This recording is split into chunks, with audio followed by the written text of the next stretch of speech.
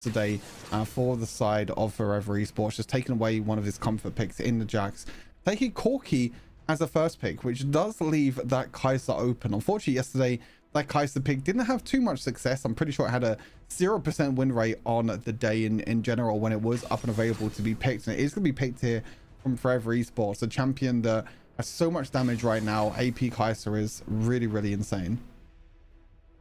Yeah, it's the yeah, I think we managed to see the Kai'Sa come through one point, but it was quite underwhelming. But this time around with Forever Esports, I know it was something that they definitely wanted within their matchup, but didn't get. But yeah, the Kai'Sa is a great pick, especially the fact that it's up. For you not to pick the Kai'Sa, most times out of 10 she's banned anyway. So for anybody not to pick her as a first pick, second pick would be a little bit silly, to be fair, because you know for a fact that WLG would have snatched that up pretty much in an instant. But we see the Corgi come through again, the Jace come through again. These were two great picks for WLG. I don't think they'll go for the Morgana. I mean, I'm not sure they're going to use Forever Esports pick against them, but okay. And then the Kai'Sa and the Wukong. So Wukong switching sides every round. We saw Forever Esports having him in the Baron lane, and then we saw WLG take them, and then it's back to Forever Esports. So I think that's going to be on the hands of Forever Esports. Probably going to go in the hands of Carlos in that Baron lane.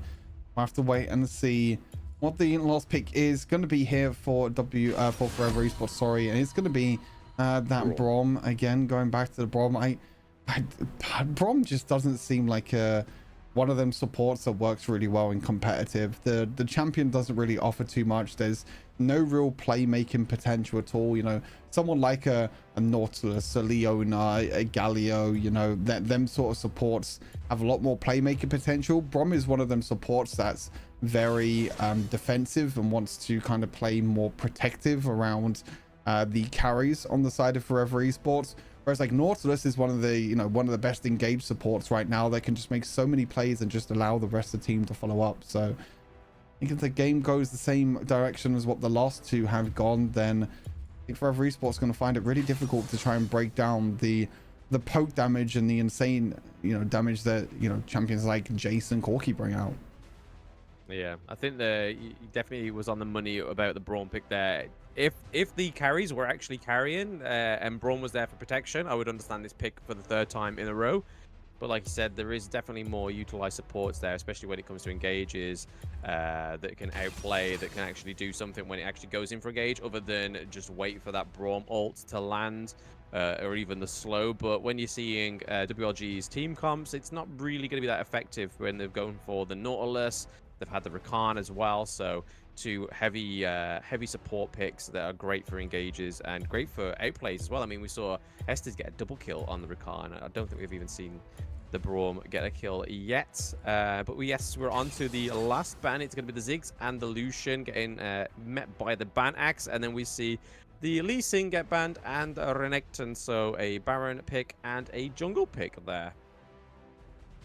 Interesting that the Lucian does get banned here for or does get banned away here from WLG, because you really think that Kai'Sa most likely is going to be picked in that mid lane. So Lucian probably not going to get picked in the mid lane. Volibear is going to be the pick here for Forever Esports. They did ban it out in the first game of this series, and they're going to pick up for themselves this time around. Volibear still a strong champion in the jungle, even after a few nerfs that he has received in that jungle role. We do a little bit less damage now, but still going to be a very strong pick in general. Aatrox looks like it is going to be the answer here. Probably going to be for Veos, for Andres in a jungle role. Yeah, to be fair, the Volibear didn't actually make an appearance yesterday. We saw a lot of Ornn, just no Volibear. So it's interesting to see that Volibear has actually come through for Forever Esports this time. More likely going to be that jungle pick for them. Wukong in the Baron lane, Braum and the Kai'Sa possibly in the bot lane, or Kai'Sa in mid. And then we've got WLG taking the Lilia. So it's going to be Aatrox in that Baron lane on Patterson. And then we're going to have the Jace in mid and Corki and the Nautilus down in the bot lane. And then Lilia in the jungle. So this is a first time for quite some time seeing this champion being picked.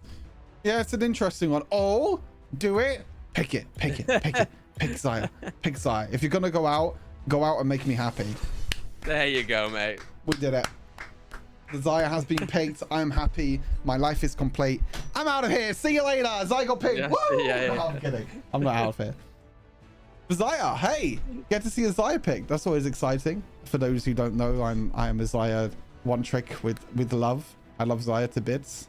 So yeah, excited to see her picked. But yeah, Lilia is an interesting one. I think with the amount of low range that is on the side of Forever Esports, this is where Lilia can really shine. And the reason why she doesn't really get picked and she's not really in the meta at the moment is because there's a lot of these, you know, bruisers and assassins that could do so much damage, and the fights are won and lost in a matter of seconds that Lilia doesn't really have enough time to ramp up and deal a lot of damage. You know, Lilia is a champion that wants long extended team fights, so you can just run around, do a lot of damage, being able to dash over and over again. I think we have a swap problem again here for WLG, unfortunately, so I guess we'll have to do a remake. Remake Again. Remake. We love a remake. Looks like it's going to be another remake, unfortunately. Why not? I mean, they may as well just go Aatrox to the bottom. Besides, like, you know, Jace and Corki, that you're never really going to get into auto attack range. Lilia's going to be too fast for you to auto attack, so you're never actually going to get enough time to stack up feathers and do enough damage, to be honest with you, which could be very difficult. Even someone like an Aatrox as well, which would be very difficult. Norsa's with the crowd control, so not the best game for Xayah this time around, but still excited to see it nonetheless. Yes. But we get the Baron lanes back into the Baron lane as it were. And then we've got Corki and Xayah looking to do what they do best. It is farm and poke. Farm and poke. Farm and poke. You trying to do like a song reference there? Yeah, it's kind of like that. And up and down. I don't know what that is, but yeah, it's stuck in my head. Yeah, I swear that's a song or something. Maybe it's not a song, maybe it's just something else I'm thinking of. I have no idea. No, it's definitely one of the random thoughts from my bank, my brain, my brank.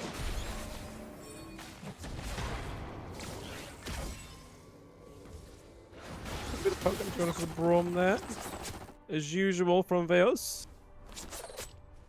Yeah, I don't think anything too crazy is going to happen in any of these lanes early on. Actually, the supports are having a little bit of work in the mid lane this time around instead of the Baron lane, giving a bit of love to Veos and also Ken on this Kai'Sa.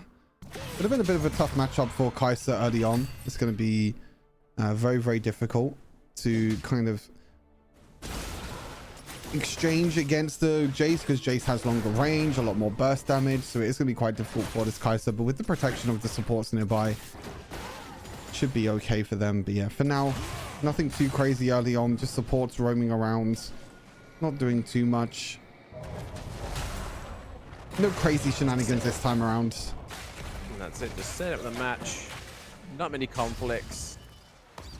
Lilia taking out the vision, taking back control of the enemy jungle, as they've been doing for the past like 2 games. That's it. That's all they want. You're not having that, sorry. That is all they want to see. Oh, a little bit things going on over there. Oh, could we see first blood here, Lilia? Oh, yes, we do. Yes, we do. Forever Esports getting first blood again, but they do take an even trade there. It's 1-1. We see that the Kai'Sa goes down as well, so not quite as positive as the first blood of the last match, but they at least managed to still secure the first blood this time around, so still an improvement. They are improving on the improvement, but you could say it's a little bit of a non-improvement there because they did lose a trade as well. So it was a 1-1 trade for Forever Esports, but it was Wukong getting that first blood onto Lilia. The Lilia pick, obviously, once again, it's going to be easy to catch out Lilia in this early game, I believe. So if they do want a few easy kills, I think it's focusing Lilia within those 3v3s. That's quite difficult now. They engage in the mid lane as well. Oh, actually, the knockaway in the end from Veos. Veos actually used his third ability to knock away the Kai'Sa.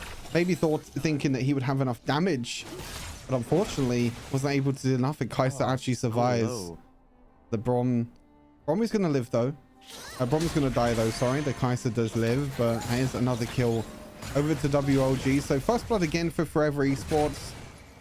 Again, they're kind of just losing momentum across the map, and we'll have to really see. The big question is what's going to happen when these major objectives are going to spawn. And that's the big thing that Forever Esports need to try and improve on, because for the last 2 games they've just been absolutely run over when these major objectives spawn around. Oh, the draw knocked up with this forced flash from Veos. Veos knocks back the Kai'Sa, but still Kai'Sa managed to get in there with that movement speed, sorry, and getting the kill onto the Jace. A little bit of engage going on in the Baron lane. We're starting to see a little bit more of action going on, a bit more of the scrappy scrap that we're used to seeing with Forever Esports. Oh, flash under the turret. Is this going to be a little bit too risky for Aatrox? But no, we see Nautilus come round and get the kill onto the Wukong in the Baron lane. Nicely done. The Ignite in the end from Heste just did enough to not allow Wukong to heal back up from the Honey Fruit, because you apply grievous wounds when you ignite someone, so the healing is not going to be as much as what it was before. But now these major objectives are spawning. Everyone is up on the map. There are a few slow members on the side of WLG here, with 2 players just coming out from base now, but it looks like this time around both teams are trying to hover around a dragon instead of that Rift Herald. They want that Mountain Dragon. They weren't quite particular with the Ice Dragon. It was definitely a second thought in the last match for WLG after they got the Rift Herald. And the first match we saw them, but there is an engage going on here. Volibear might get caught out just before those jungle objectives take place here. And Volibear goes down thanks to Corki. Nicely done, and then this gives them Q to go for the Mountain Drake. Again, it's just WLG just being able to be in the right place at the right time, knowing what to do, knowing where to be, knowing where to get picks. And unfortunately it is Forever Esports jungler that does go down. The pick does come through there for the side of WLG. Dragon does get taken, and now they're just going to move over towards this Rift Herald and try and take that one as well. I mean, what's better than losing first blood? It's getting that 100% split in the first jungle objectives. We see that WLG are up by 2 kills. Can we see Lily get a kill here onto the Braum? No, Aatrox managed to get it though. We see that Carlos is in there. He's in the thick of it. Again, Lily getting the kill onto the Wukong. They're pulling the Volibear as well. Could we see Volibear go down? This could be a 3-0 trade beautiful. for WLG. And what a beautiful rocket that was from Corki there. Watashi Kiko looking pretty low. And we see Mumu contemplating going in there with a rocket. And he does. Oh, getting a double kill. Nicely done. The snipe comes through there from the Corki. Insane amount of damage there. And there is just nothing that little old Zaya can do about it, unfortunately. And already you're seeing the absolute domination from WLG. They took the dragon already. They're able to get a few kills around the Rift Herald. They're going to take this Rift Herald now. And I think it's going to be lights out here for Forever Esports. And as we mentioned at the start, even if Forever Esports do lose this game, they are still going to play that 3rd match place tomorrow, which is probably where they expected to be. Nice easy kill there for Veil. Played the lung game there. He literally comes around from the enemy turret and then still managed to get the kill onto the Kai'Sa there. First turret does go down in the mid lane thanks to Shelly, but Shelly will not be advancing to the tier 2 turret. Braum looking pretty low. Braum goes down thanks to the Corki there. No, it was actually Liga getting last hit there for him. Wukong takes down Lilia as well, so that is an equal trade there. He takes a double kill onto the Corki, so nicely done to Carlos. Managing to defeat the odds there and taking a double kill out of that engage. Hammer time.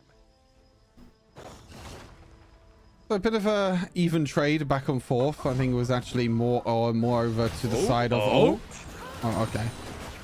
Well, he got executed. I think he'll take that. Yeah, and execute is an execute. He didn't give a kill away. So overall, it was an even trade. WLG weren't able to take that second kill, but 2-for-2 trade. It's completely fine at this point of the game for WLG. They are about 6,000 gold ahead right now. This is going to be able to... Oh, maybe they can get another pick here, though. Could be pretty huge for them. Oh, Veos. Gotta be careful. Don't get that CC by. Oh, he gets stunned by the Volibear. That's the one thing I fear when I'm playing is Volibear. You see him chasing you, he gets that stun, and if there's somebody else there, you are definitely done. Veos falling to Volibear and Braum. We're seeing the Kenkyu possibly getting caught out here, but he does activate the flash. It's not going to be enough, though. We see Patterson doing enough damage to take out the Kaiser under the turret, and the Braum is looking to be the next victim. Volibear going in just to save his support. Nice status there, but is it going to be enough to keep the Braum alive? We see that Volibear goes down. Aatrox has gone down as well, so that is a 2-on trade. It is a double kill for Andre. Is that triple? Is that a quad? Was it a quad? I think it was a quad. No? Oh, no. Oh, the Corky got it. You can kind of see how Lilia wants to play around these skirmishes, around these fights, though. You don't really auto-attack or do that much. You just run around and use your abilities and try and do as much damage as possible, which is normally quite hard to do in this meta with, so many of these, ADCs that can easily jump away from you, so many of these assassins, but... in this matchup, it's not the worst. I think it's kind of difficult to try and get closer, champions like Kaiser and Xayah. But if you can just keep stacking up the damage on the Braum, the Wukong, and the Volibear, then you can see how much damage you can do in the end on this Lilia. It's absolutely crazy. Yeah, definitely. We've got Corky, but pretty much building the same items he was in the last match. We've got the Manamune, we've got the Luna's Echo. Look to be built into the Andres, it seems there. A bit of a Divine Sun just being built there for Mr. Aatrox. They want that anti-heal. Lilia go for the Leandres, and then the Overdrive, the second item with the Mana Boots. And Cosmic Drive is not really an item we see too much, but it just works so well with Lilia's kit, with the way that she wants to work. As I said already, she loves movement speed. She loves to just run around during fights. And that's exactly what she's going to be able to do with Cosmic Drive even more. It's going to... she's just so difficult to kill as well. Once she's ahead and once she does so much damage, she's so difficult to kill. But look at this inhibitor going down here for... yeah, massive mistake here for Forever Esports. Yeah, and they're only going to get 2 towers for it. Yeah, go down the Baron lane. They took 2 towers, but WLG managed to get their inhibitor and get the Ice Dragon as well. So, I mean, they're definitely coming out on top of that. We've got Kenkyu and Watashi Kiko looking to try and take an inhibitor as well. Can they manage to take out a whole lane here? They're going to try and take the other one. 2-1. I think they're not going to take any inhibitor here. And they're going to lose 2. Yep, there goes the Kaiser. Thanks to Hesty's coming in there as well. Corky getting a kill onto Braum, so they're already down 2 champions. They're currently running at a maximum of 3-5 under this Nexus, which could be troublesome for Forever Esports. They've lost the mid inhibitor, and that dual inhibitor looking pretty low now as well. Oh! Volibear gets caught out there. He does get dozy, but we didn't see the Corky getting enough damage there onto Volibear. Andres has got to be careful, though.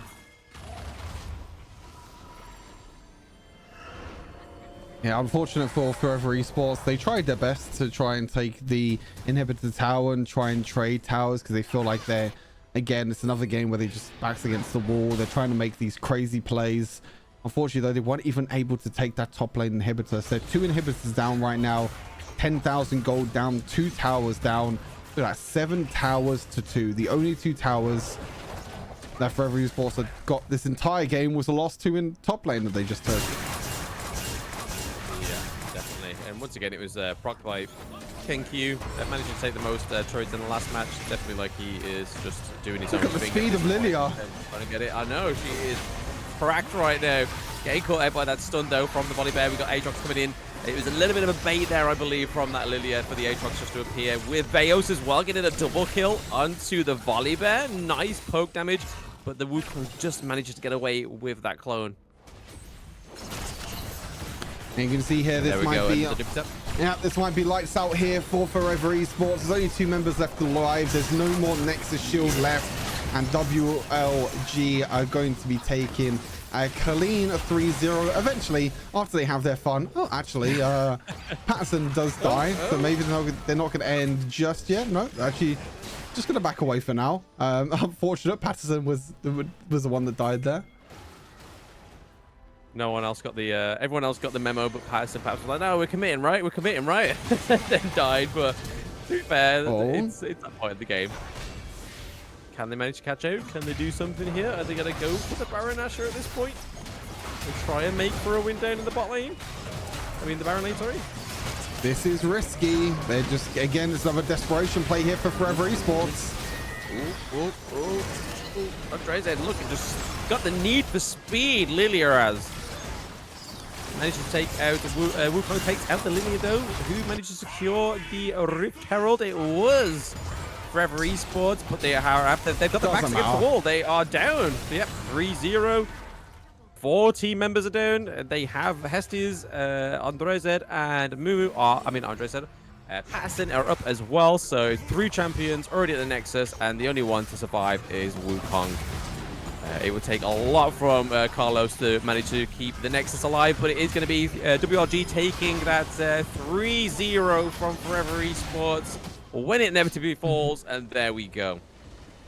Overall, really strong performance from WLG. An expected 3-0 victory. I think everyone can say that everyone expected them to win 3-0 here against Forever Esports. But again, for Forever Esports, they still have their 3rd place matchup tomorrow, which is always going to be nice for them. I think for Forever Esports, the big series for them was yesterday's series, beating Aces and getting into that top 4 is already a great achievement for them, for a team that's been around for a little while. Forever Esports is a name that's been around the scene for a little while, but they've never really been able to get into that top 4. But now they have the opportunity tomorrow to try and secure that 1st place against the loser of our next series, which is going to be Kittens versus Government. Oh yes. So for WLG to come, like you say, it was a suspected 3-0, but to go from group stages to being undefeated to a 3-0 in their semi-final match is just, it must be a great feeling for the team, the coach, Acolyte, and the organization themselves. So well played to WLG, but I am definitely excited for this next match, Kittens versus Government. This is going to be a good one. It's going to be a good one.